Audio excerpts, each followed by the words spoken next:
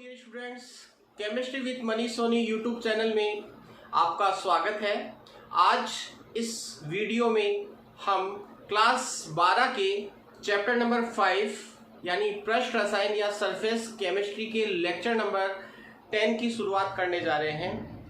पिछले लेक्चर में मैंने आपको इस चैप्टर को कंप्लीट करवा दिया था और कहा था कि जो अगला लेक्चर आएगा उस लेक्चर में हम इस चैप्टर से राजस्थान बोर्ड एग्जाम 2014 से 2019 तक पूछे गए प्रश्नों को हल करेंगे। तो आज इस लेक्चर नंबर 10 में हम बात करने जा रहे हैं राजस्थान बोर्ड एग्जाम 2014 से 2019 तक सरफेस केमिस्ट्री वाले चैप्टर से जो क्वेश्चंस पूछे गए उन क्वेश्चंस की हम इस लेक्चर में बात करेंगे। तो आज के लेक्चर का हमारा जो पहला प्रश्न है, सबसे पहले हम 2019 में आए प्रश्नों को सॉल्व करेंगे। पहला जो प्रश्न है वो आप देख पा रहे हैं स्क्रीन के ऊपर। तो क्वेश्चन नंबर 1 जो है उसके 4 भाग हैं। सबसे पहले हम 2019 में आए हुए क्वेश्चंस को सॉल्व करेंगे। 2019 में इस चैप्टर से 2 क्वेश्चंस पूछे गए थे और दोनों क्वेश्चंस आपस में अथवा में थे। आपको कोई एक क्वेश्चन सॉल्व करना था। तो सबसे पहले हम बात करेंगे क्वेश्चन नंबर 1 की, और इस क्वेश्चन के 4 भाग एग्जाम में दिए गए थे, ए, बी, सी और डी। प्रत्येक भाग इसका एक एक अंक का था। तो कुल 4 अंक के क्वेश्चंस इस चैप्टर से पूछे जाते हैं। तो देखिएगा क्वेश्चन नंबर 1 का पहला भाग आप देख पा रहे हैं स्क्रीन के ऊपर। अधिशोषण की परिभाषा लिखिए। पहला प्रश्न आपसे पूछा गया कि अधिशोषण की परिभाषा लिखिए। तो देखिएगा अधिशोषण क्या होता है मैं आपको ऑलरेडी बता चुका हूं, फिर भी एक बार इसकी परिभाषा मैं आपको वापस से बता देता हूं। किसी ठोस या द्रव की सतह पर, किसी ठोस या द्रव की सतह या पृष्ठ पर किसी अन्य पदार्थ के कणों का एकत्रित होना क्या कहलाता है? अधिशोषण कहलाता है। अधिशोषण क्या होता है? किसी ठोस या द्रव पदार्थ की पृष्ठ पर, किसी ठोस या द्रव पदार्थ की पृष्ठ पर किसी अन्य पदार्थ के कणों के एकत्रित होने की जो परिघटना होती है उसे क्या कहा जाता है? अधिशोषण। एक बार वापस से रिपीट कर रहा हूं ताकि आपको याद हो जाए। किसी ठोस या द्रव पदार्थ की पृष्ठ पर किसी अन्य पदार्थ के कणों के एकत्रित होने की परिघटना क्या कहलाती है? अधिशोषण। जैसे मान लीजिएगा ये कोई पदार्थ है, ठीक है, इस पदार्थ की ये पृष्ठ है, इस पृष्ठ के ऊपर किसी अन्य पदार्थ के कण आकर के क्या हो गए? एकत्रित। ये जो परिघटना है उसे हम क्या कहते हैं? अधिशोषण। जिस पदार्थ की पृष्ठ पर अधिशोषण संपन्न होता है उसे अधिशोषक कहा जाता है, और जिस पदार्थ के कण अधिशोषित होते हैं उन्हें क्या कहा जाता है? अधिशोष्य कहा जाता है। तो अधिशोषण की परिभाषा आपके समझ में आ गई होगी। किसी ठोस या द्रव पदार्थ की पृष्ठ पर किसी अन्य पदार्थ के कणों के एकत्रित होने की परिघटना क्या कहलाती है? अधिशोषण। तो ये था क्वेश्चन नंबर 1 का पहला भाग, यानी अधिशोषण की परिभाषा इसमें आपको लिखनी थी। दूसरा क्वेश्चन जो है वो क्या है, मतलब क्वेश्चन नंबर 1 का भाग बी क्या है? क्या होता है जब कोलाइडी विलयन में, क्या होता है जब कोलाइडी विलयन में विद्युत धारा प्रवाहित की जाती है? तो देखिएगा कोलाइडी विलयन में जब विद्युत धारा प्रवाहित की जाती है तो विद्युत कण संचरण की परिघटना संपन्न होती है। याद रखिएगा इसका जो भाग बी है वो क्या है वो लिख देता हूं मैं पहले। भाग बी क्वेश्चन नंबर 1 का स्क्रीन पे भी आप देख पा रहे हैं। क्या होता है जब कोलाइडी विलयन में क्या प्रवाहित की जाती है?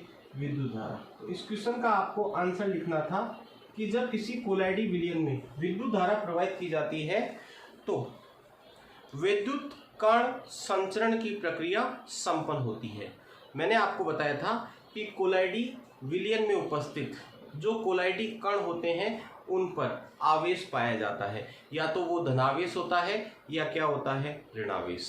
तो जब आप कोलाइडी विलयन में विद्युत धारा प्रवाहित करोगे तो आपको दो इलेक्ट्रोड लगाने होंगे। एक इलेक्ट्रोड एनोड का होगा, एक इलेक्ट्रोड कैथोड का होगा। एनोड के ऊपर प्लस आवेश होता है, कैथोड के ऊपर माइनस आवेश होता है। कोलाइडी विलयन में आपने क्या की, इलेक्ट्रोडों के थ्रू विद्युत धारा प्रवाहित की। तो कोलाइडी विलयन में उपस्थित जो कण हैं वो कण या तो एनोड की ओर गति करेंगे या कैथोड की ओर। ये डिपेंड करेगा कि कोलाइडी कणों पर आवेश किस प्रकार का है। यदि कोलाइडी कणों पर आवेश धनावेश है तो वो कैथोड की ओर गति करेंगे, और यदि उनके ऊपर आवेश धनावेश है तो वो किसकी ओर गति करेंगे, सॉरी ऋणावेश है तो किसकी ओर गति करेंगे, एनोड की ओर। वापिस से सुन लीजिएगा, कोलाइडी कणों पर आवेश यदि धनावेश है तब तो वो कैथोड की ओर गति करेंगे, और यदि कोलाइडी कणों पर आवेश ऋणावेश है तो बताओ वो किसकी ओर गति करेंगे, एनोड की ओर। तो बताओ जब किसी कोलाइडी विलयन में विद्युत धारा प्रवाहित की जाती है तो कौन सी प्रक्रिया संपन्न होती है, विद्युत कण संचरण। विद्युत कण संचरण यानी कणों का संचरण होता है। और विद्युत धारा प्रवाहित करने के लिए हम क्या करते हैं, एक यू आकार की ट्यूब लेते हैं। इस यू आकार की ट्यूब में हम प्लेटिनम धातु के दो इलेक्ट्रोड लगा देते हैं और इनको बैटरी के द्वारा या विद्युत स्रोत के द्वारा जोड़ दिया जाता है। तो बैटरी का जो सिरा जिस इलेक्ट्रोड से जुड़ता है वो एनोड होता है, और इसके ऊपर कौन सा आवेश होता है, प्लस। और बैटरी का जो माइनस वाला सिरा है वो जिस इलेक्ट्रोड से जुड़ता है वो क्या होता है, कैथोड, और कैथोड पे कौन सा आवेश होता है, माइनस। ठीक है, इसमें आपने किसी कोलाइडी विलयन को भर लिया, और इस बैटरी के माध्यम से आपने इसमें क्या प्रवाहित की, विद्युत धारा प्रवाहित की। तो जैसे ही आप विद्युत धारा प्रवाहित करोगे तो ये जो कोलाइडी कण है वो या तो एनोड की ओर गति करेंगे या कैथोड की ओर गति करेंगे। ये प्रक्रिया ही क्या कहलाती है, विद्युत कण संचरण। एनोड की ओर गति कब करेंगे, जब ये कोलाइडी विलयन ऋणावेशित होगा। मान लीजिएगा ये कोलाइडी विलयन कैसा है, ऋणावेशित। तो ये जो कोलाइडी विलयन के कण है वो किसकी ओर गति करेंगे, एनोड की ओर। क्यों करेंगे एनोड की ओर, क्योंकि एनोड के ऊपर क्या आवेश होता है, प्लस, और कोलाइडी विलयन के कणों पर कौन सा आवेश है, नेगेटिव। जैसे आर्सेनिक सल्फाइड का जो कोलाइडी विलयन होता है वो ऋणावेशित होता है। तो बताओ आर्सेनिक सल्फाइड यदि आप इसमें भरते हो, आर्सेनिक सल्फाइड का कोलाइडी विलयन इसमें यदि आप भरते हो तो आर्सेनिक सल्फाइड के कण किसकी ओर गति करेंगे, एनोड की ओर। तो ये प्रक्रिया क्या है, विद्युत कण संचरण। और यदि मान लो आप इसमें धनावेशित कोलाइडी विलयन भरते हो तो ये एनोड की ओर गति नहीं करेंगे। बताओ ये किधर गति करेंगे, कैथोड की ओर। सर कैथोड की ओर गति क्यों करेंगे, क्योंकि कैथोड के ऊपर क्या आवेश है, माइनस, और इन कोलाइडी कणों पर आवेश कौन सा है, धनावेश। तो धनावेशित कण तो कैथोड की ओर, विपरीत आवेशित इलेक्ट्रोड की ओर गति करते हैं। क्यों, क्योंकि उनका आकर्षण होता है, प्लस और माइनस में आकर्षण होता है कि नहीं होता। तो बताओ प्लस वाले कण किधर गति करेंगे, माइनस की ओर, और यदि माइनस वाले कण लोगे तो किधर गति करेंगे, प्लस की ओर। तो जैसे फेरिक हाइड्रोक्साइड का कोलाइडी विलयन यदि आप लेते हो तो वो धनावेशित कोलाइडी विलयन होता है, वो बताओ किसकी ओर गति करेगा, कैथोड की ओर। तो एक ही अंक का क्वेश्चन था। क्वेश्चन क्या था कि क्या होता है जब कोलाइडी विलयन में विद्युत धारा प्रवाहित की जाती है। तो कोलाइडी विलयन में विद्युत धारा प्रवाहित की जाती है तो विद्युत कण संचरण की क्या होती है, प्रक्रिया। धारा प्रवाहित करने के लिए एक यू आकार के ट्यूब लेते हैं, उसमें दो इलेक्ट्रोड लगा देते हैं प्लेटिनम धातु के बने हुए। एक एनोड होता है और एक क्या होता है, कैथोड। एनोड कौन सा होता है, जो बैटरी के प्लस सिरे से जुड़ा होता है, और कैथोड कौन सा होता है, जो बैटरी के माइनस सिरे से जुड़ा होता है। यू आकार की ट्यूब में कोलाइडी विलयन को भर लेते हैं। कोलाइडी विलयन यदि धनावेशित होता है तब तो वो कैथोड की ओर गति करेगा, और अगर ऋणावेशित है तो वो किसकी ओर गति करेगा, एनोड की ओर। ठीक है, कैथोड की ओर जो गति होती है उसे कैथोड कण संचरण कहते हैं, एनोड की ओर जो गति होती है उसे एनोड कण संचरण कहते हैं। इतना लंबा आंसर लिखने की आवश्यकता नहीं है, तो आप सिर्फ इतना भी लिख सकते हैं कि विद्युत धारा प्रवाहित करने पर विद्युत कण संचरण की क्या होती है, प्रक्रिया संपन्न होती है। पहले क्वेश्चन का तीसरा भाग सी। ठीक है, 2019 में आया हुआ जो पहला प्रश्न है उसको मैं सॉल्व करवा रहा हूं। तीसरा भाग है जल के शुद्धिकरण हेतु। स्क्रीन पे आप देख पा रहे हैं बच्चों, जल के शुद्धिकरण हेतु फिटकरी का उपयोग क्यों किया जाता है। जल के शुद्धिकरण हेतु फिटकरी का उपयोग क्यों किया जाता है या जल के शुद्धिकरण के लिए फिटकरी क्यों मिलाई जाती है जल में। तो देखिएगा, जल को शुद्ध करने के लिए उसमें फिटकरी मिलाई जाती है। ये मान लीजिएगा इसमें जल उपस्थित है इस पात्र में, ठीक है। जल में जो अशुद्धियां होती है धूल मिट्टी की या बैक्टीरिया की,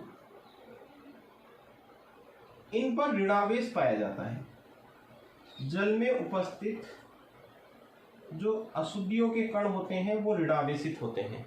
जल में उपस्थित अशुद्धियों के कण क्या होते हैं? ऋणावेशित। ये बात आपको याद रखनी है ताकि आप इस क्वेश्चन का आंसर लिख पाओ बोर्ड एग्जाम में यदि आपसे पूछा जाए। जैसे ही आप इसमें फिटकरी मिलाते हो तो फिटकरी का मतलब होता है, फिटकरी का केमिकल फॉर्मूला आपने पढ़ रखा है, मैंने भी आपको चैप्टर में बताया था, K2SO4 डॉट Al2SO4 का होल थ्राइस डॉट 24H2। ठीक है। फिटकरी में एल्यूमिनियम प्लस 3 आयन उपस्थित होते हैं। फिटकरी में क्या उपस्थित होते हैं? Aluminium plus 3 ion. जैसे ही आप फिटकरी इस जल में मिलाते हो तो एल्यूमिनियम प्लस 3 आयन यानी जो धनायन है वो कोलाइडी कणों पर उपस्थित माइनस आवेश को क्या कर देते हैं? नष्ट कर देते हैं। माइनस आवेश को क्या कर देते हैं? नष्ट। और कोलाइडी कणों पर जब माइनस आवेश नष्ट हो जाएगा तो कोलाइडी कण वांडरवाल आकर्षण बल के द्वारा आकर्षित होंगे और आकर्षित होकर के बड़े कणों का क्या कर लेंगे? निर्माण। और बड़े कणों का निर्माण करके ये जो कण है वो अवक्षेपित हो जाएंगे। अवक्षेपित होने का मतलब पात्र के पैंदे में बैठ जाएंगे और जल क्या हो जाएगा? शुद्ध हो जाएगा। ठीक है। जल को निथार करके अलग कर लेंगे। तो बात आपके समझ में आ गई होगी। मैं वापस से बता देता हूँ, बहुत इंपॉर्टेंट क्वेश्चन है कि जल के शुद्धिकरण के लिए फिटकरी क्यों मिलाते हैं। तो जल के शुद्धिकरण के लिए फिटकरी मिलाने का कारण ये है कि जल में उपस्थित जो अशुद्धियां होती है, ये जल है, जल में ये अशुद्धियों के कण है। ये मान लीजिएगा इस पात्र में जल है, जल में उपस्थित अशुद्धियों के जब कण है उनके ऊपर कौन सा आवेश उपस्थित होता है? माइनस आवेश। फिटकरी में Al प्लस 3 आयन उपस्थित है। जैसे ही आप फिटकरी मिलाओगे तो एल्यूमिनियम प्लस 3 आयन जल में उपस्थित अशुद्धियों के माइनस आवेश को क्या कर देंगे? उदासीन। उदासीन करने से क्या होगा? ये जो कण है वांडरवाल आकर्षण बल के द्वारा क्या होंगे? आकर्षित। पहले नहीं हो रहे थे क्योंकि पहले ये प्रतिकर्षित हो रहे थे, समान आवेश इनके ऊपर क्या था? उपस्थित। जैसे ये कण एक दूसरे की तरफ आकर्षित होंगे तो बड़े कण का क्या करेंगे? निर्माण। और बड़े कण का निर्माण करके कहाँ अवक्षेपित हो जाएंगे? नीचे की ओर, पात्र के पैंदे में बैठ जाएंगे। तो जल के शुद्धिकरण के लिए फिटकरी मिलाने का कारण यह है कि जल में उपस्थित कोलाइडी कणों पर उपस्थित ऋणावेश फिटकरी के Al प्लस 3 आयनों के द्वारा क्या हो जाता है? उदासीन। और जो कोलाइडी कण है या अशुद्धियों के कण है वो समूहित होकर बड़े आकार के कण बनाते हैं और पात्र के पैंदे में बैठ जाते हैं। इसके बाद में भाग नंबर डी, पहले क्वेश्चन का भाग नंबर डी देखिएगा। स्क्रीन पे देख पा रहे हैं, कोलाइडी विलयनों के शुद्धिकरण की विद्युत अपोहन विधि का नामांकित चित्र बनाइए। कोलाइडी विलयनों के शुद्धिकरण की विद्युत अपोहन विधि का नामांकित चित्र बनाइए।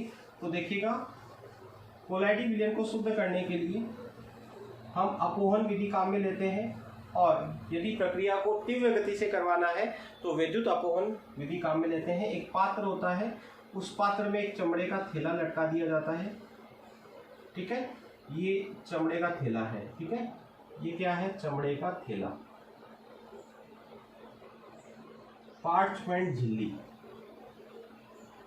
इस चमड़े के थैले की जो झिल्ली होती है उस झिल्ली को क्या कहते हैं? पार्चमेंट झिल्ली। ठीक है, इस चमड़े के थैले में जिस कोलाइडी विलयन को शुद्ध करना होता है उसका विलयन भर लेते हैं। ये क्या है? कोलाइडी विलयन। अशुद्ध है। ठीक है, इधर से एक पाइप आती है और इधर से एक पाइप बाहर जाती है। इस पाइप से इस पात्र में जल को प्रवाहित किया जाता है और इधर से जल बाहर निकलता है। ठीक है, और यहाँ पर 2 इलेक्ट्रोड लगा देते हैं यदि आपको विद्युत अपोहन करवाना है। तो ये 2 इलेक्ट्रोड है, ये प्लस का इलेक्ट्रोड और ये माइनस का इलेक्ट्रोड। ठीक है, और इस पात्र में क्या है? जल। जो इस पाइप से आ रहा है और इस पाइप से बाहर जा रहा है। तो ये विद्युत अपवहन विधि का क्या है, नामांकित चित्र है, और इसकी डिटेल मैंने आपको वीडियो लेक्चर में पढ़ाई है। तो यदि आपको अपवहन विधि का पूछे तो दोनों इलेक्ट्रोडों को हटा देना है। ये तो है अपवहन विधि। अगर आप इलेक्ट्रोड नहीं लगाते हो तब तो ये क्या है, अपवहन विधि का चित्र है। यदि आप इलेक्ट्रोड नहीं लगाते हो तब तो अपवहन विधि का चित्र है, और इलेक्ट्रोड लगा देते हो तो उसे हम क्या कह देते हैं, बताओ, विद्युत अपवहन। तो विद्युत अपवहन विधि का नामांकित चित्र भी एग्जाम में पूछा गया है और अपवहन विधि का भी पूछा गया है, जो आगे आने वाले समय में इसी वीडियो में हम सॉल्व करेंगे। तो क्वेश्चन नंबर 1 मैंने आपको सॉल्व करवा दिया। अब हम बात करेंगे 2019 में पूछे गए दूसरे क्वेश्चन की, जो पहले क्वेश्चन के साथ अथवा में था, और उस क्वेश्चन के भी कितने भाग थे बच्चों, 4 भाग थे। भाग ए, बी, सी और डी। प्रत्येक भाग 1-1 अंक का था, और टोटल क्वेश्चन कितने अंक का था, 4 अंक का। इस चैप्टर से 2019 में 2 क्वेश्चन पूछे गए थे और दोनों क्वेश्चन आपस में अथवा में थे। आपको कोई एक क्वेश्चन क्या करना था, अटेम्प्ट करना था, लेकिन मैं वीडियो में आपको दोनों क्वेश्चन सॉल्व करवा रहा हूँ। तो देखिएगा स्क्रीन पे, आप देखिएगा स्क्रीन पे, आप जो दूसरा क्वेश्चन था उसका पहला भाग देख पा रहे हैं। क्वेश्चन क्या है, रासायनिक अधिशोषण की परिभाषा लिखो। रासायनिक अधिशोषण की क्या लिखो, परिभाषा। तो देखिएगा मैंने आपको बताया था कि अधिशोषण जो है वो 2 प्रकार का होता है। अधिशोषक एवं अधिशोष्य पदार्थ के मध्य लगने वाले आकर्षण बल के आधार पर अधिशोषण बच्चों कितने प्रकार का होता है, 2। नंबर 1 भौतिक अधिशोषण और नंबर 2 रासायनिक अधिशोषण। भौतिक अधिशोषण में क्या होता है, जब अधिशोषक की पृष्ठ के साथ, ये अधिशोषक है, इस अधिशोषक की ये पृष्ठ है, इस पृष्ठ के साथ अधिशोष्य पदार्थ के कण यदि वान डेर वाल आकर्षण बल के द्वारा आकर्षित होते हैं, इन कणों के मध्य, ये जो कण है और ये जो अधिशोषक की पृष्ठ है, ये जो कण है और ये जो पृष्ठ है, इनके मध्य यदि वान डेर वाल आकर्षण बल कार्य करता है तो उसे क्या कहते हैं बच्चों, क्या कहते हैं उसको, भौतिक अधिशोषण कहते हैं। क्या कहते हैं, भौतिक अधिशोषण। यदि इनके मध्य रासायनिक बल कार्य करे, या फिर मैं कहूं रासायनिक बंध बने, और रासायनिक बंधों में भी कौन सा बंध, सहसंयोजी बंध, सहसंयोजी बंध बने, तो इसे क्या कहते हैं, रासायनिक अधिशोषण कहते हैं। तो रासायनिक अधिशोषण की परिभाषा आपसे पूछी गई थी, तो आप लिखोगे वह अधिशोषण जिसमें अधिशोषक, ये क्या है, अधिशोषक, और ये क्या है, अधिशोष्य। वह अधिशोषण जिसमें अधिशोषक एवं अधिशोष्य पदार्थ के कणों के मध्य सहसंयोजी बंध कार्य करते हैं, रासायनिक बंध कार्य करते हैं, उसे क्या कहा जाता है, रासायनिक अधिशोषण। और यदि मान लो आपसे पूछ ले कि भौतिक अधिशोषण क्या होता है, तब आप लिखोगे वान डेर वाल आकर्षण बल। रासायनिक अधिशोषण पूछे तो रासायनिक बंध या कौन से बंध, सहसंयोजी बंध। रासायनिक बंधों में भी कौन से बंध, सहसंयोजी बंध। तो रासायनिक अधिशोषण की परिभाषा आपके समझ में आ गई होगी। क्या है, वापस से सुन लो कि अधिशोषक एवं अधिशोष्य पदार्थ के कणों के मध्य सहसंयोजी बंध या रासायनिक बंध क्या करते हैं कार्य, तो ऐसा अधिशोषण क्या कहलाता है, रासायनिक अधिशोषण। और यदि आपसे भौतिक अधिशोषण पूछ ले तो फिर आपको कौन सा आकर्षण बल लगाना है, वान डेर वाल आकर्षण बल। ठीक है, तो ये भाग ए है। दूसरा भाग है, स्क्रीन पे आप देखिएगा, क्या होता है जब प्रकाश पुंज को कोलाइडी विलयन में, प्रकाश पुंज कोलाइडी विलयन में गति करता है। दूसरा भाग देखिएगा इसका, भाग बी, प्रकाश पुंज कोलाइडी विलयन में गति करता है। क्या होता है जब प्रकाश पुंज कोलाइडी विलयन में क्या करता है, गति। तो देखिएगा बहुत आसान सा उत्तर होता है इसका, टिंडल प्रभाव उत्पन्न होता है। कौन सा प्रभाव, टिंडल प्रभाव। तो इस क्वेश्चन का आंसर है कि जब प्रकाश पुंज कोलाइडी विलयन में गति करता है तो कौन सा प्रभाव उत्पन्न होता है, टिंडल प्रभाव। टिंडल प्रभाव का मतलब प्रकाश के पथ का चमकना। जैसे मान लीजिएगा ये कोलाइडी विलयन है किसी पात्र में, ठीक है, और इस कोलाइडी विलयन में आपने प्रकाश को या प्रकाश की किरणों को भेजा अंदर, ठीक है। तो जैसे ही प्रकाश की किरणें इस कोलाइडी विलयन में से गुजरेगी तो प्रकाश की किरणों का जो पथ है वो चमक जाएगा कुछ इस प्रकार से, ठीक है। ये जो परिघटना है इसे हम क्या कहते हैं, टिंडल प्रवाह। तो प्रकाश पुंज को जब कोलाइडी विलयन में भेजा जाता है या उसको प्रवाहित किया जाता है या उसकी गति करवाई जाती है तो बताओ कौन सा प्रभाव संपन्न होता है, टिंडल प्रभाव। ज़्यादा डिटेल के लिए आप वीडियो लेक्चर देख सकते हैं। उसके बाद में सी भाग है, आकाश नीले रंग का दिखाई क्यों देता है। आकाश नीला क्यों दिखाई देता है, आकाश का रंग नीला क्यों होता है। स्क्रीन पे आप क्वेश्चन देख पा रहे हैं, ये भी 1 नंबर का ही क्वेश्चन था। तो देखिएगा, मैंने आपको बताया था कि वायुमंडल में जो नमी उपस्थित है, वायुमंडल में जो नमी उपस्थित है उस नमी में जो धूल मिट्टी के कण हैं वो कौन सी अवस्था में है, कोलाइडी अवस्था में। वायुमंडल में आपको पता है क्या उपस्थित होती है, नमी उपस्थित होती है, जल उपस्थित होता है, ठीक है। इस नमी या जल में धूल मिट्टी के कण उपस्थित होते हैं और ये धूल मिट्टी के कण कौन सी अवस्था में होते हैं, कोलाइडी अवस्था में, ठीक है। सूर्य का जो प्रकाश है वो कितने रंगों से मिलकर बना होता है, 7 रंगों से, ठीक है। 7 रंगों से, कौन कौन से 7 रंग है, विबग्योर, ठीक है, ठीक है। सूर्य का प्रकाश कितने रंगों से मिलकर बना होता है, 7 रंगों से। जब ये सूर्य का प्रकाश वायुमंडल में उपस्थित जो धूल मिट्टी के कण हैं उनसे टकराता है तो ये धूल मिट्टी के कण क्या करते हैं, इन 7 रंगों में से जो नीले रंग का प्रकाश है उसका क्या करते हैं, प्रकीर्णन करते हैं। नीले रंग के प्रकाश का प्रकीर्णन करते हैं, ब्लू कलर की लाइट का प्रकीर्णन करते हैं। और वो जो प्रकीर्णित प्रकाश है वो हमारी आंखों तक पहुंचता है। इसी कारण आकाश हमें कैसा दिखाई देता है, नीला। वापिस से समझ लीजिएगा, हमारे चारों ओर जो वायुमंडल है उस वायुमंडल में क्या उपस्थित है, धूल मिट्टी के कण उपस्थित है। और ये जो धूल मिट्टी के कण हैं ये कौन सी अवस्था में है, कोलाइडी अवस्था में, यानी इनका आकार कितना है, 1 से 1000 नैनोमीटर का। सूर्य के प्रकाश में उपस्थित जो नीला रंग है उस नीले रंग का ये धूल मिट्टी के कण क्या करते हैं, प्रकीर्णन करते हैं। और ये प्रकीर्णित प्रकाश, नीले रंग का प्रकाश प्रकीर्णित होकर हमारी आंखों तक पहुंचता है, इसीलिए आकाश हमें कैसा दिखाई देता है, नीला। एक बार वापस से बता देता हूं कि वायुमंडल में जो नमी उपस्थित है उस नमी में क्या है, धूल मिट्टी के कण, और वो कौन सी अवस्था में है, कोलाइडी अवस्था में। सूर्य का प्रकाश आया, जब सूर्य का प्रकाश धूल मिट्टी के कणों से टकराया तो धूल मिट्टी के कण जो हैं वो सूर्य के प्रकाश में उपस्थित नीले रंग का क्या करते हैं, प्रकीर्णन, या फिर मैं यूँ कहूँ नीले रंग के प्रकाश का क्या करते हैं, प्रकीर्णन, और ये हमारी आंखों तक पहुँचता है और इसीलिए आकाश हमें कैसा दिखाई देता है, नीला। तो ये भाग क्या हो गया, सी। और चौथा भाग 2019 में पूछे गए अथवा वाले क्वेश्चन का चौथा भाग है पोर्ट्रेल। स्क्रीन पे आप देखिएगा, पोर्ट्रेल धूम्र अवक्षेपक का नामांकित चित्र बनाओ। पोर्ट्रेल धूम्र अवक्षेपक का नामांकित चित्र बनाओ। तो देखिएगा, मैं बोर्ड पे थोड़ी जगह कर लेता हूं।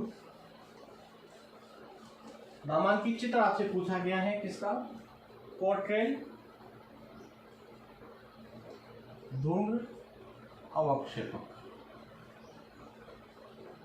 तो सबसे पहली बात, पोर्ट्रेल धूम्र अवक्षेपक होता क्या है। जो महानगर होते हैं जैसे दिल्ली है, बम्बई है, चेन्नई है, ये जो महानगर है वहाँ बड़ी बड़ी क्या होती है, फैक्ट्रियाँ होती है। इन फैक्ट्रियों से धुआं निकलता है, ऊपर एक चिमनी लगी होती है फैक्ट्री के, उससे क्या निकलता है, धुआं निकलता है। वो धुआं डायरेक्टली कहाँ जा रहा है, वायुमंडल में जा रहा है। तो वायुमंडल में जब धुआं जाएगा तो बताओ वायुमंडल को क्या करेगा, प्रदूषित करेगा, ठीक है। तो इस धुएं की सफाई करनी होती है। धुएं की क्या करनी होती है, सफाई करनी होती है, इसको साफ करना होता है। धुएं को साफ करके धुएं को साफ करके वायुमंडल में छोड़ा जाता है ताकि वायुमंडल में प्रदूषण कम से कम हो। और धुएं को साफ करने का मतलब है कि इस धुएं में जो कार्बन के कण हैं उनको हटाना। कार्बन के कणों को क्या करना होता है? हटाना होता है। देखिएगा, धुएं में कार्बन के कण होते हैं। धुएं में किसके कण होते हैं? कार्बन के कण होते हैं। और ये कार्बन के कण जो है वो मानव स्वास्थ्य के लिए क्या होते हैं? हानिकारक। यदि कार्बन युक्त धुआं वायुमंडल में छोड़ दिया जाएगा तो वो मानव स्वास्थ्य के लिए हानिकारक होगा। इसलिए धुएं को वायुमंडल में छोड़ने से पहले कार्बन के कणों को क्या किया जाता है? हटाया जाता है। यानी धुएं की क्या की जाती है? सफाई की जाती है। और सफाई करने के लिए, या फिर मैं यूँ कहूँ कार्बन के कणों को हटाने के लिए, चिमनी में एक उपकरण लगाया जाता है। उस उपकरण को क्या कहते हैं? कोर्टेल धूम्र अवक्षेपक। तो देखिएगा, कुछ इस प्रकार का ये होता है डायग्राम। आपने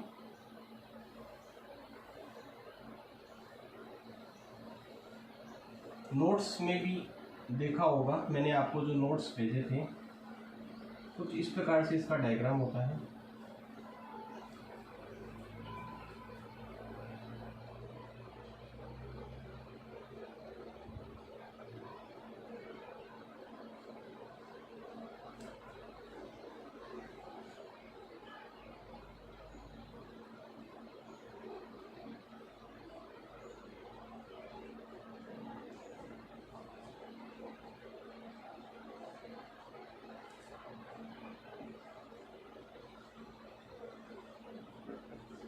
ये देखिएगा, एक ऊर्ध्वाधर स्तंभ होता है। उस ऊर्ध्वाधर स्तंभ में धातु की प्लेटें लगी होती है। धातु की क्या लगी होती है? प्लेटें लगी होती है। एक ऊर्ध्वाधर स्तंभ होता है और उस ऊर्ध्वाधर स्तंभ में धातु की प्लेटें लगी होती है और विद्युत स्रोत के द्वारा इन प्लेटों के ऊपर धनावेश उत्पन्न किया जाता है।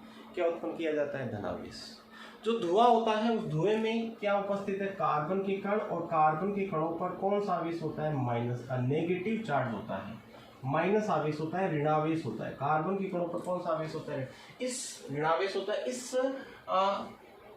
ऊर्ध्वाधर स्तंभ में, जिसे कोर्टेल धूम्र अवक्षेपक कहा जाता है, इसमें प्लेटें लगी होती है जिनके ऊपर कौन सा आवेश उत्पन्न किया जाता है? प्लस आवेश।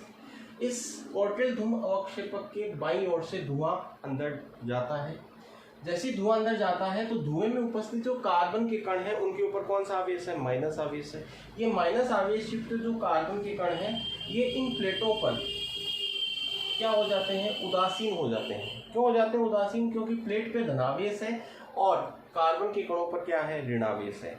तो जो कार्बन के कण हैं वो ऋणावेशित होते हैं और इन प्लेटों पर धनावेश होता है। तो प्लेटों पर धनावेश होने के कारण से ये कार्बन के कण इन प्लेटों पर उदासीन होकर के यहीं स्कंदित हो जाते हैं और इधर से जो धुआं निकलता है उसमें कार्बन क्या होता है? अनुपस्थित। तो कार्बन रहित धुआं यहाँ पर हमें प्राप्त होता है वायुमंडल के अंदर। तो ये किसका डायग्राम है? कोर्टेल धूम्र अवक्षेपक। इसके बाद में हम बात करेंगे 2018 एग्जाम में पूछे गए क्वेश्चंस की। राजस्थान बोर्ड एग्जाम 2018 में पूछे गए क्वेश्चंस की।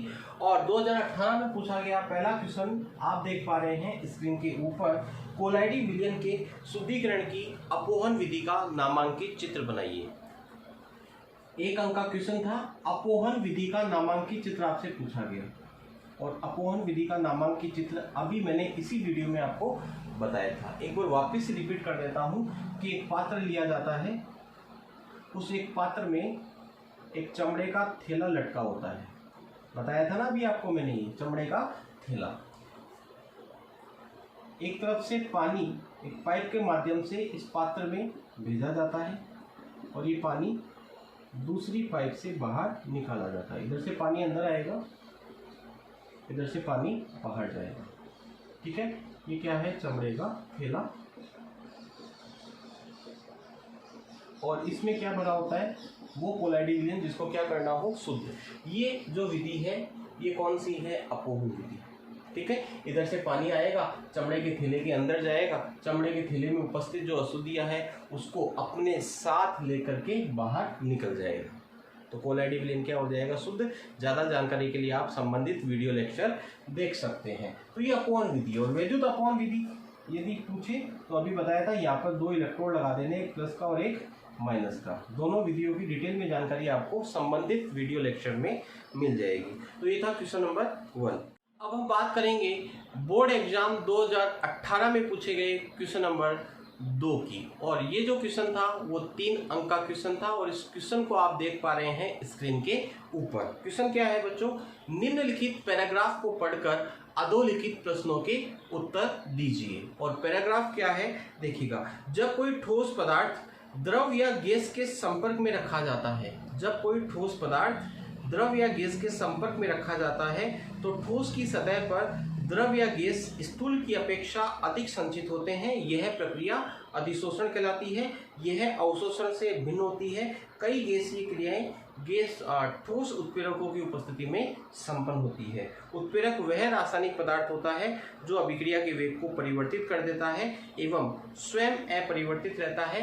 यह घटना उत्प्रेरण कहलाती है। तो ये एक पैराग्राफ आपको दे रखा है और इस पैराग्राफ का मेरे अकॉर्डिंग कोई मतलब नहीं है। आपको डायरेक्टली इन तीनों क्वेश्चंस के आंसर आपको याद होने चाहिए। क्वेश्चन क्या है देखिएगा, ए है अवशोषण व अधिशोषण में 2 अंतर लिखो। अवशोषण व अधिशोषण में 2 अंतर लिखो। तो देखिएगा अवशोषण और अधिशोषण में क्या अंतर होता है मैंने आपको बताया था। अवशोषण और अधिशोषण में 2 अंतर आपको लिखने हैं।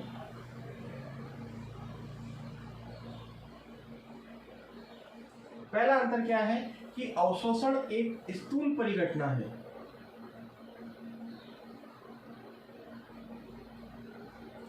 अवशोषण एक स्थूल परिघटना है, अर्थात यह पृष्ठ व स्थूल में, स्थूल का मतलब होता है उस पदार्थ के अंदर वाला भाग, उस पदार्थ के अंदर वाला भाग, पृष्ठ व स्थूल में एक समान रूप से होता है। ठीक है, तो अवशोषण कैसी परिघटना है, स्थूल परिघटना है और पृष्ठ व स्थूल में एक समान रूप से होता है क्या, अवशोषण। और अधिशोषण क्या है, एक पृष्ठीय परिघटना है। कैसी परिघटना है, पृष्ठीय। और ये जो अधिशोषण की घटना है वो केवल कहां पर संपन्न होती है, पृष्ठ के ऊपर। एक एग्जाम्पल भी मैंने आपको बताया था ताकि आपकी ये बात समझ में आ जाए। जैसे लकड़ी का टुकड़ा है, उस लकड़ी के टुकड़े को पानी में डाला और डाल के तुरंत बाहर निकाल लिया, तो बताओ लकड़ी का जो टुकड़ा है वो ऊपर ऊपर से गिला हो जाएगा। तो ये जो घटना है ना, इसे हम क्या कहेंगे, अधिशोषण। लकड़ी के टुकड़े को पानी में डाल दो और उसको रात भर छोड़ दो, दूसरे दिन उसको बाहर निकालो, तो अब क्या होगा, वो लकड़ी का जो टुकड़ा है वो ऊपर से तो गीला होगा ही होगा, अंदर से भी क्या हो जाएगा, गीला। यानी पृष्ठ पर भी हो रहा है और कहाँ पर हो रहा है, स्थूल में भी। तो ये घटना क्या है, अवशोषण। जैसे चौक जो होती है उसको यदि आप पानी में डालते हो तो ऊपर से भी गीली होती है और अंदर से भी गीली हो जाती है।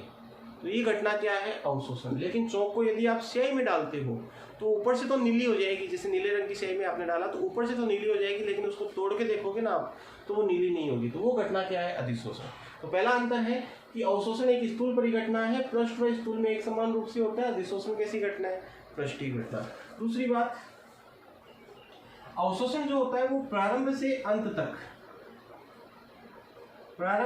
अंत तक एक समान रूप से होता है, एक समान गति से होता है।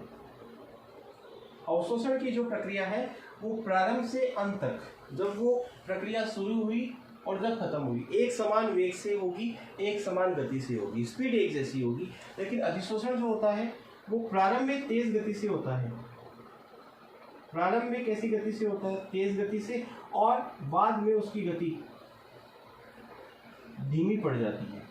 तो ये 2 अंतर आपको लिखने थे, वापिस से सुन लो। अवशोषण एक स्थूल परिघटना है, पृष्ठ व स्थूल में एक समान रूप से होती है। अधिशोषण एक पृष्ठीय घटना है, केवल कहाँ पर संपन्न होती है, पृष्ठ पर। अवशोषण प्रारंभ से अंत तक एक समान गति से होता है, लेकिन अधिशोषण प्रारंभ में तीव्र गति से होता है और बाद में गति क्या हो जाती है, धीमी हो जाती है। दूसरा क्वेश्चन इसी पैराग्राफ से संबंधित आपसे पूछा गया, वो आप स्क्रीन पे देख पा रहे हैं। विषमांगी उत्प्रेरण की रासायनिक समीकरण लिखिएगा। तो सबसे पहली बात, उत्प्रेरण क्या होता है। उत्प्रेरण को समझने के लिए उत्प्रेरक क्या होता है मैं आपको बता देता हूँ। अल्प मात्रा में प्रयुक्त किए गए वे रासायनिक पदार्थ जो स्वयं द्रव्यमान एवं संगठन की दृष्टि से अपरिवर्तित रहते हुए किसी रासायनिक अभिक्रिया के वेग को क्या कर देते हैं, परिवर्तित कर देते हैं। रासायनिक अभिक्रिया के वेग को अल्टर कर देते हैं, चेंज कर देते हैं, परिवर्तित कर देते हैं, क्या कहलाते हैं, उत्प्रेरक कहलाते हैं। और ये जो घटना है उसे क्या कहते हैं, उत्प्रेरण कहते हैं। उत्प्रेरण कितने प्रकार का होता है, समांगी उत्प्रेरण और विषमांगी, यानी दो प्रकार का उत्प्रेरण होता है, एक समांगी होता है और एक क्या होता है, विषमांगी।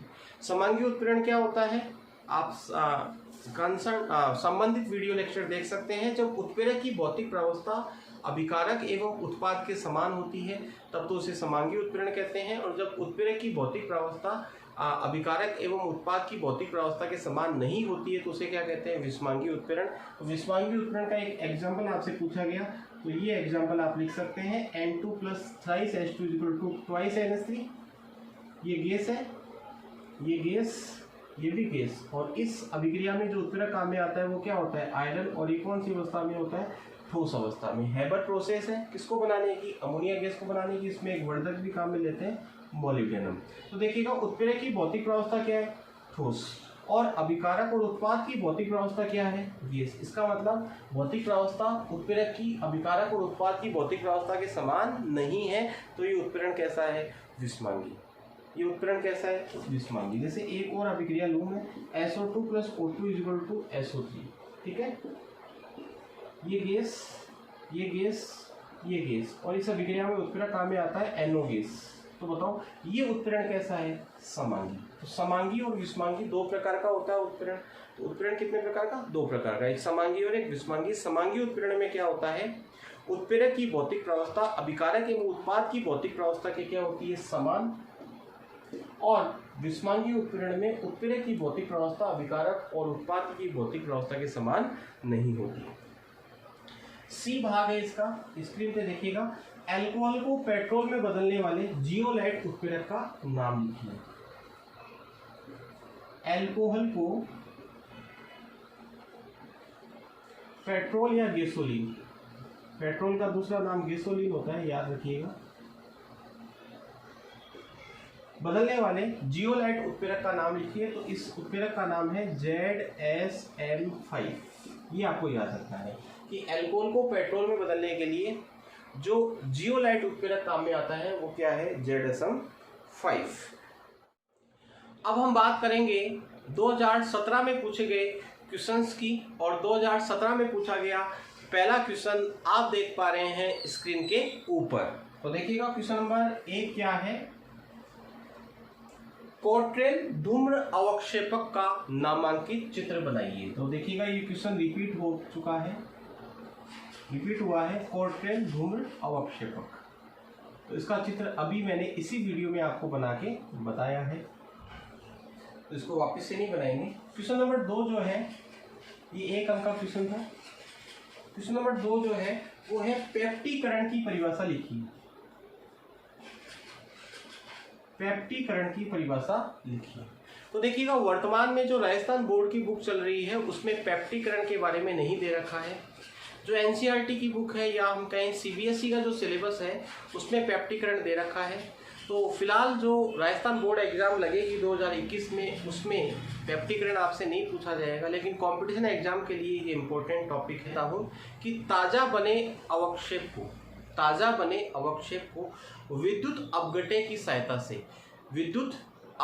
सहायता से कोलाइडी विलयन में बदलने की जो प्रक्रिया होती है उसे क्या कहते हैं, पेप्टीकरण। राजस्थान बोर्ड एग्जाम में ये क्वेश्चन नहीं पूछा जाएगा। सर पहले क्यों पूछा गया, क्योंकि 2017 में एनसीईआरटी की बुक चलती थी और उस बुक में ये ताज़ा बने अवक्षेप को विद्युत अपघटे की सहायता से कोलाइडी विलयन में बदलने की जो विधि होती है उसे क्या कहा जाता है, पेप्टीकरण। उसके बाद में क्वेश्चन नंबर 3 जो है वो देखिएगा, निम्नलिखित के लिए उपयुक्त उत्तर दीजिए। निम्नलिखित के लिए उपयुक्त उत्तर दीजिए। स्क्रीन पे आप देखिएगा, निम्नलिखित के लिए आपको क्या देने हैं, उपयुक्त उत्तर। एक बात मैं आपको और बता देता हूं कि कोट्रेल धूम्र अवक्षेप वाला क्वेश्चन 1 नंबर का था, पेप्टीकरण भी एक मार्क का या 1 नंबर का था, लेकिन जो तीसरा क्वेश्चन था वो 3 अंक का था। तो टोटल कितने अंक हो गए हैं? पहला है, स्क्रीन पे आप देखिएगा, फोटोग्राफी में प्रयुक्त सिल्वर का यौगिक जो प्रकाश संवेदी होता है। फोटोग्राफी में प्रयुक्त सिल्वर का यौगिक, फोटोग्राफी में प्रयुक्त सिल्वर का यौगिक जो प्रकाश संवेदी होता है उसका नाम लिखना था। तो सिल्वर ब्रोमाइड, AgBr, ये मैं आपको बता चुका हूँ। फोटोग्राफी में जो यौगिक काम में आता है सिल्वर का, वो क्या है? Silver bromide. फिर है बी, अक्रिय गैसों के पृथक्करण के लिए प्रयुक्त अधिशोषक का नाम लिखिए। तो देखिएगा ये भी अभी ये वाला जो टॉपिक है ये भी हमारे सिलेबस में अभी नहीं है, एनसीईआरटी में दे रखा है, फिर भी सुन लीजिएगा कि अक्रिय गैसों के पृथक्करण में प्रयुक्त अधिशोषक का नाम, तो इसका आंसर है नारियल का charcoal, coconut charcoal, coconut charcoal. Important है कंपटीशन एग्जाम की दृष्टि से। और सी है, आर्द्रता के नियंत्रण में प्रयुक्त अधिशोषक का नाम लिखिए।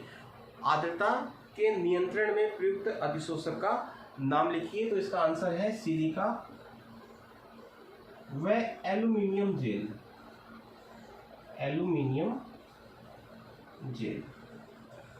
ठीक है, तो ये बात कर ली हमने 2017 में पूछे गए क्वेश्चंस की। हम बात करेंगे राजस्थान बोर्ड एग्जाम 2016 में पूछे गए क्वेश्चंस की, और 2016 में पूछे गए क्वेश्चंस में क्वेश्चन नंबर 1 आप देख पा रहे हैं स्क्रीन के ऊपर। क्वेश्चन क्या है? 1 अंक का क्वेश्चन था, भौतिक अधिशोषण, भौतिक अधिशोषण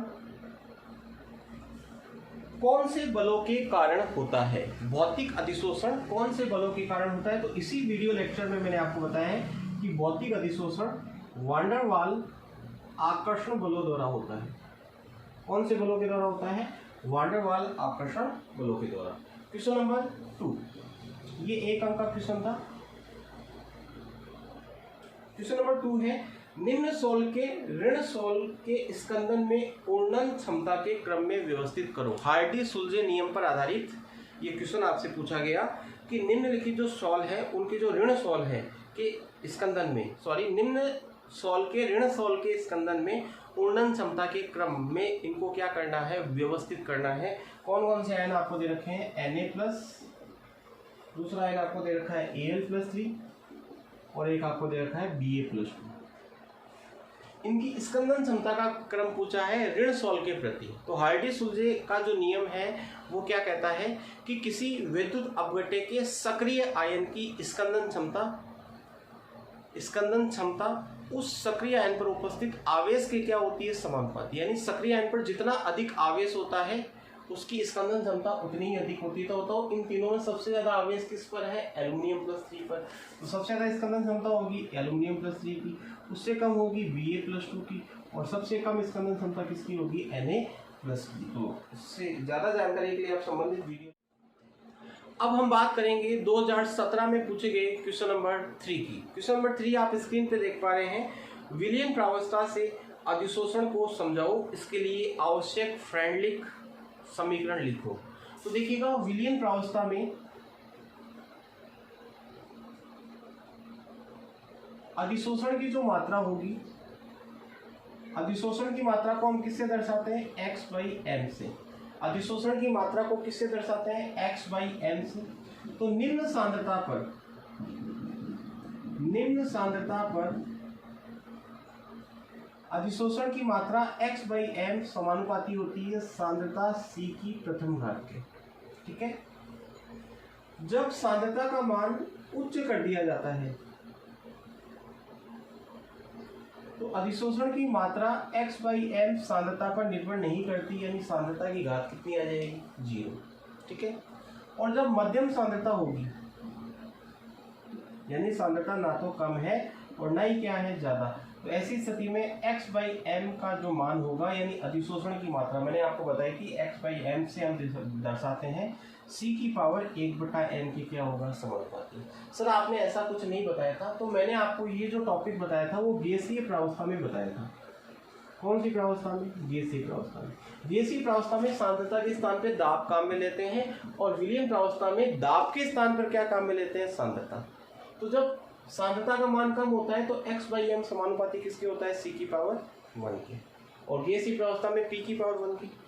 जब सांद्रता उच्च होगी तो x/m का मान सांद्रता पर डिपेंड नहीं करेगा, और जब मध्यम सांद्रता होगी तो x/m समानुपाती किसके होगा, c की पावर 1/n की। इसको हम क्या लिख सकते हैं, इसको हम लिख सकते हैं x/m बराबर k c की पावर 1। इसको हम लिख सकते हैं x/m बराबर k c की पावर 0। समानुपाती का चिन्ह हटाया तो एक स्थिरांक आया, और इसको हम लिख सकते हैं x/m k c की पावर 1/m।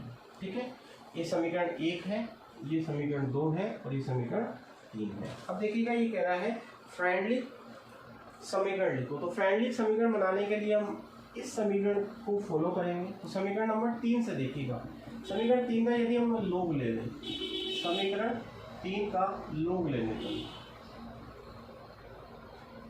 तो समीकरण 3 का लोग लोगे तो लोग x/m = लोग k प्लस लोग c की पावर 1/n। बताओ लोग x/m = लोग k और आगे आ जाएगी 1/n लोग c। ये क्या है, फ्रेंडली समीकरण विलयन प्रावस्था में। और यदि गैसीय प्रावस्था में पूछे तो सांद्रता के स्थान पे क्या लिखना है, दाब p लिखना। अब हम बात करेंगे 2015 में पूछे गए क्वेश्चंस की। राजस्थान बोर्ड एग्जाम 2015 में 2 क्वेश्चंस पूछे गए थे, और दोनों क्वेश्चंस आपस में क्या थे, अथवा में थे, और आपको कोई एक क्वेश्चन क्या करना था, सॉल्व करना था। इस वीडियो में हम दोनों क्वेश्चंस की बात करेंगे। तो सबसे पहले हम क्वेश्चन नंबर 1 ले रहे हैं, और इस क्वेश्चन के टोटल 3 भाग थे। कितने भाग थे, 3, ए, बी और सी। ठीक है, सबसे पहले भाग ए देखिएगा स्क्रीन के ऊपर। एंजाइम उत्प्रेरण किसे कहते हैं, एक उदाहरण लिखो। एंजाइम उत्प्रेरण किसे कहते हैं, प्लस आपसे क्या पूछा गया है, उदाहरण पूछा गया है। तो देखिएगा एंजाइम उत्प्रेरण को समझने के लिए सबसे पहले हमें एंजाइम के बारे में पता होना चाहिए। एंजाइम क्या होते हैं, जैव रासायनिक उत्प्रेरक जो सजीवों के शरीर में होने वाली जैव रासायनिक अभिक्रियाओं के वेग को क्या करते हैं, बढ़ाते हैं। वे जैव रासायनिक उत्प्रेरक जो सजीवों के शरीर में होने वाली जैव रासायनिक अभिक्रियाओं के वेग को बढ़ाते हैं, उन्हें हम क्या कहते हैं, एंजाइम कहते हैं। और एंजाइमों के द्वारा जैव रासायनिक अभिक्रियाओं के वेग को बढ़ाने की जो प्रक्रिया होती है, जो घटना होती है, उसे क्या कहते हैं, एंजाइम उत्प्रेरण। या फिर मैं यूँ कहूँ, एंजाइम द्वारा जैव रासायनिक अभिक्रियाओं को उत्प्रेरित करने की जो घटना है उसे क्या कहते हैं, एंजाइम उत्प्रेरण। मतलब एंजाइम के कार्य करने का जो प्रक्रिया है, एंजाइम के कार्य करने की जो प्रक्रिया है उसे क्या कहते हैं, एंजाइम उत्प्रेरण। और एक उदाहरण लिखो, तो उदाहरण आप लिख सकते हो सुक्रोज का केमिकल फॉर्मूला क्या होता है, C12H22O11 का क्या किया, जल अपघटन, तो बना ग्लूकोज प्लस क्या बना, फ्रक्टोज। तो सुक्रोज के जल अपघटन से एक तो ग्लूकोज बनता है और एक क्या बनता है, फ्रक्टोज।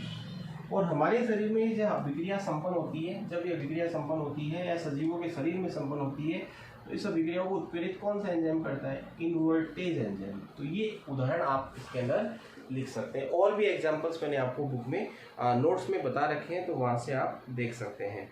दूसरा क्वेश्चन है, दूध किस प्रकार का इमल्सन है, दूध किस प्रकार का इमल्सन है।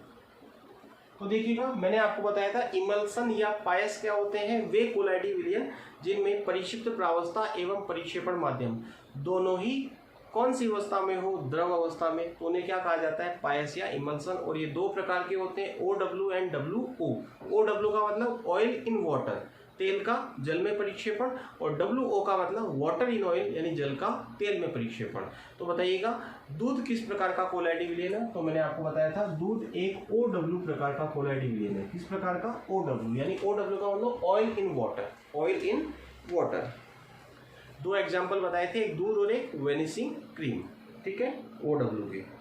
और WO के बताए थे मक्खन है, क्रोड लीवल तेल है और कोल्ड क्रीम है। ठीक है, अगला क्वेश्चन है, विद्युत कण संचरण का नामांकित चित्र बनाइए।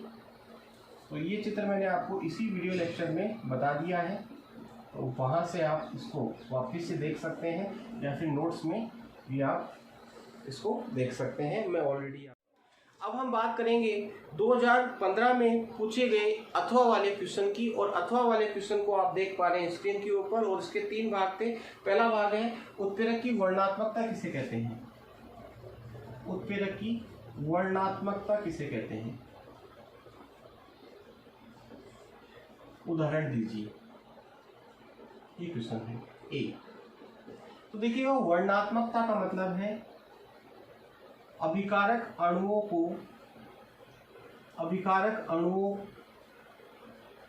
का चयन करके उत्पाद में बदलना। अभिकारक अणुओं का चयन करके उत्पाद में बदलना क्या कहलाता है, वर्णनात्मकता। तो उत्प्रेरक की वर्णनात्मकता का मतलब है अभिकारक अणुओं का चयन करके उनको किस में बदलना, उत्पाद में बदलना। उदाहरण है जियोलाइट। तो देखिएगा मैंने आपको जब जियोलाइट पढ़ाया था तब मैंने आपको बताया था कि जियोलाइट जो उत्प्रेरक होता है वो छिद्रयुक्त उत्प्रेरक होता है, यानी उसके ऊपर क्या पाए जाते हैं, छोटे छोटे छेद पाए जाते हैं। ठीक है। जब आप इस उत्प्रेरक को किसी रासायनिक अभिक्रिया में डालोगे तो ये जो उत्प्रेरक है केवल उन अभिकारक अणुओं को उत्पाद में बदलने के लिए प्रेरित करेगा जिन अभिकारक अणुओं का साइज इस जियोलाइट उत्प्रेरक के जो छिद्र हैं उनके साइज से या तो छोटा हो या उनके क्या हो, बराबर। केवल वो अभिकारक के अणु किस में बदल पाएंगे, उत्पाद में। तो ये क्या है, उत्प्रेरक की वर्णनात्मकता। ठीक है। दूसरा है जल योजित फेरिक ऑक्साइड एवं आर्सेनिक सल्फाइड सोल को मिश्रित करने पर क्या होता है। स्क्रीन पे आप देखिएगा जल योजित फेरिक ऑक्साइड, बी क्वेश्चन है, ferric oxide plus arsenic sulphide को यदि आप मिश्रित करते हो तो क्या होगा। तो देखिएगा बहुत आसान सा उत्तर है। जल योजित फेरिक ऑक्साइड जो होता है वो एक धनावेशित कोलाइडी विलयन होता है, और आर्सेनिक सल्फाइड जो होता है वो क्या होता है, ऋण आवेशित कोलाइडी विलयन होता है। तो जब आप दोनों को एक दूसरे में मिश्रित करोगे तो दोनों एक दूसरे का क्या कर देंगे, स्कंदन कर देंगे। क्या कर देंगे, स्कंदन कर देंगे, मतलब दोनों एक दूसरे को उदासीन कर देंगे और दोनों के जो कण हैं वो पात्र के पैंदे में बैठ जाएंगे। फिर है टिंडल प्रभाव को नामांकित चित्र के माध्यम से समझाओ। तो इस क्वेश्चन को इसी वीडियो लेक्चर में मैं आपको सॉल्व करवा चुका हूं कि जब प्रकाश पुंज को पोलैरिटी विलयन में प्रवाहित किया जाता है या उसमें से गुजारा जाता है तो प्रकाश पुंज का जो पथ होता है वो चमकीला हो जाता है। इस प्रभाव को हम क्या कहते हैं, टिंडल प्रभाव। तो इसका डायग्राम आप बना सकते हो, एक बार वापस बता देता हूँ। ठीक है, ये मान लीजिएगा पोलैरिटी विलयन है। इस पोलैरिटी विलयन में से आपको प्रकाश की किरणें गुजारनी है। जैसे ही आप प्रकाश की किरणें गुजारोगे तो प्रकाश की किरणों का जो पथ है वो चमक जाएगा, और इस चमकीले पथ को क्या कहेंगे, टिंडल शंकु। टिंडल शंकु, और ये घटना क्या कहलाती है, टिंडल प्रभाव कहलाती है। अब हम बात करेंगे राजस्थान बोर्ड एग्जाम 2014 में पूछे गए क्वेश्चंस की। 2014 में इस चैप्टर से 2 क्वेश्चंस पूछे गए थे और दोनों क्वेश्चंस आपस में क्या थे, अथवा में थे। आपको कोई एक क्वेश्चन अटेम्प्ट करना था। तो हम इस वीडियो लेक्चर में दोनों क्वेश्चंस की बात करने जा रहे हैं। तो सबसे पहले आप देखिएगा क्वेश्चन नंबर 1, और क्वेश्चन नंबर 1 के 3 भाग थे। पहला भाग है सोने का पोलैरिटी विलयन, सोने का पोलैरिटी विलयन बनाने की विधि का चित्र सहित वर्णन करो। चित्र सहित वर्णन करो। तो देखिएगा मैंने आपको बताया था गोल्ड एवं प्लेटिनम का पोलैरिटी विलयन बनाने के लिए हम ब्रेडिक आर्क विधि काम में लेते हैं। कौन सी विधि काम में लेते हैं, ब्रेडिक आर्क विधि। तो इस क्वेश्चन का जो आपको आंसर देना था उसमें आपको ब्रेडिक आर्क विधि के बारे में बताना था। तो देखिएगा ब्रेडिक आर्क विधि में हम क्या करते हैं, एक पात्र में पहले जल भर लेते हैं।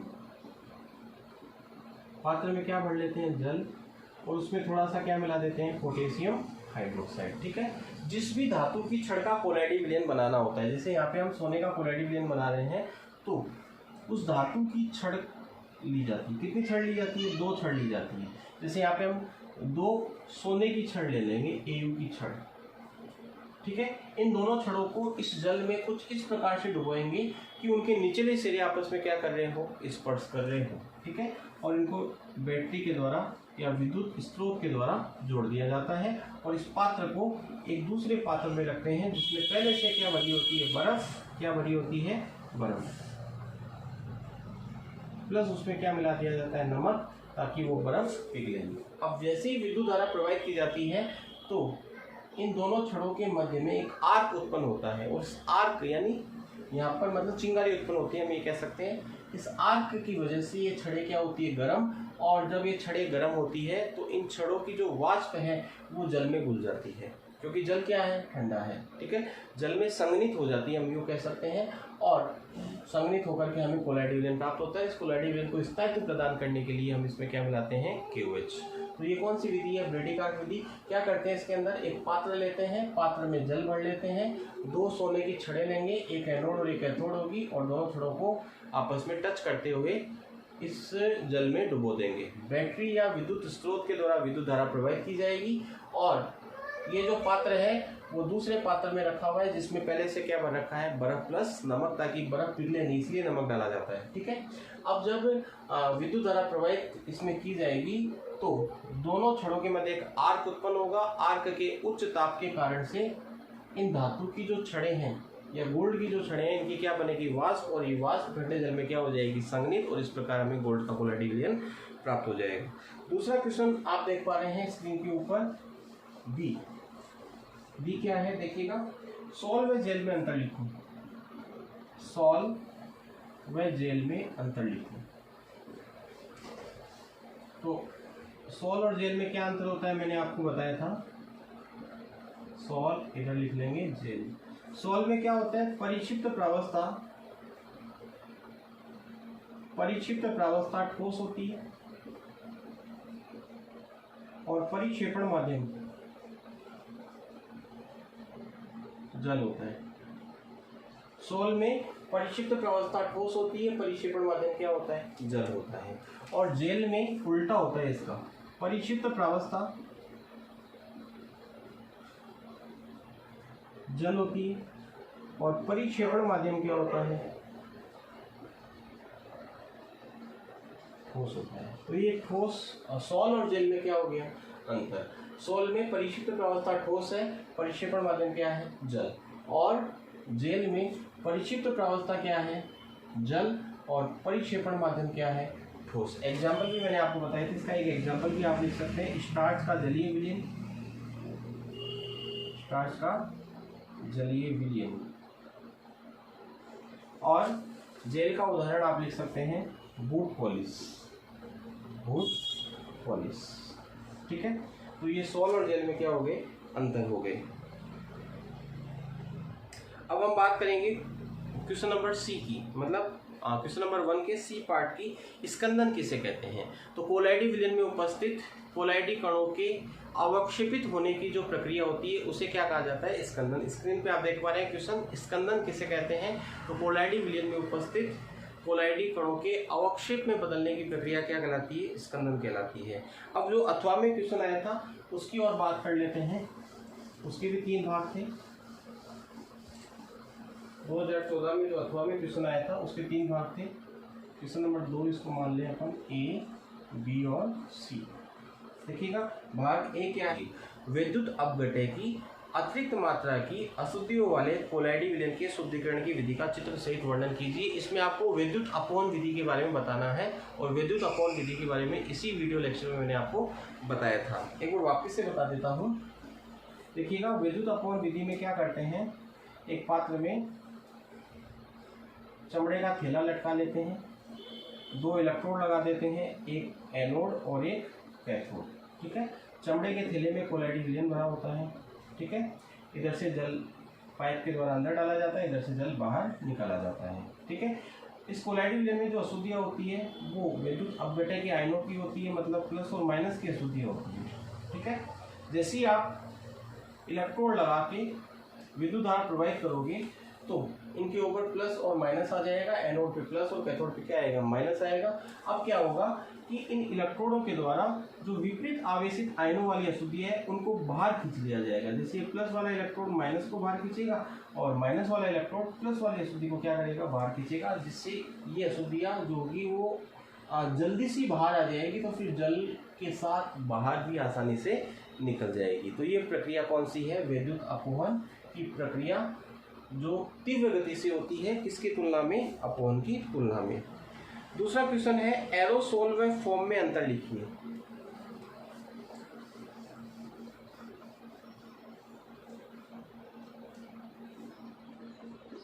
एरोसोल व फोम में अंतर लिखिए। एरोसोल होता है द्रव प्लस गैस, द्रव प्लस गैस या ठोस प्लस गैस। यानी एरोसोल में जो परिक्षेपण माध्यम होता है वो गैस होती है और जो परिक्षिप्त प्रावस्था होती है वो या तो द्रव होती है या क्या होती है, ठोस होती है। जब परिक्षिप्त प्रावस्था द्रव हो और परिक्षेपण माध्यम गैस हो तब तो उसे द्रव का एरोसोल कहा जाता है। क्या कहा जाता है, द्रव का एरोसोल। और जब परिक्षिप्त प्रावस्था ठोस हो और परिक्षेपण माध्यम क्या हो, गैस, इस प्रकार के सोल को ठोस का एरोसोल कहते हैं, या इस प्रकार के एरोसोल को क्या कहते हैं, ठोस का एरोसोल। तो एरोसोल में द्रव प्लस गैस, पहले जो लिखा है वो परिक्षिप्त प्रावस्था है, बाद वाला क्या है, परिक्षेपण माध्यम। तो द्रव प्लस गैस या ठोस प्लस गैस। और फोम में क्या होता है, इसका उल्टा, गैस प्लस द्रव, गैस प्लस द्रव, यानी परिक्षिप्त प्रावस्था गैस और परिक्षेपण माध्यम क्या, द्रव। ठीक है। इसके बाद में हम बात करेंगे क्वेश्चन नंबर 2 के सी पार्ट की। और इस क्वेश्चन में आपसे पूछा गया है पेप्टीकरण किसे कहते हैं। तो पेप्टीकरण की परिभाषा इसी वीडियो लेक्चर में मैंने आपको बताई थी कि ताजा बने अवक्षेप को विद्युत अपघट्य की सहायता से कोलाइडिक विलयन में बदलने की प्रक्रिया क्या कहलाती है, पेप्टीकरण कहलाती है। तो ये जो वीडियो लेक्चर है इसमें मैंने आपको 2014 से 2019 तक आए हुए क्वेश्चंस सॉल्व करवा दिए हैं। यदि आपको वीडियो अच्छा लगा हो तो इसे लाइक कीजिएगा और चैनल पे नए आए हैं तो सब्सक्राइब करना ना भूलिएगा।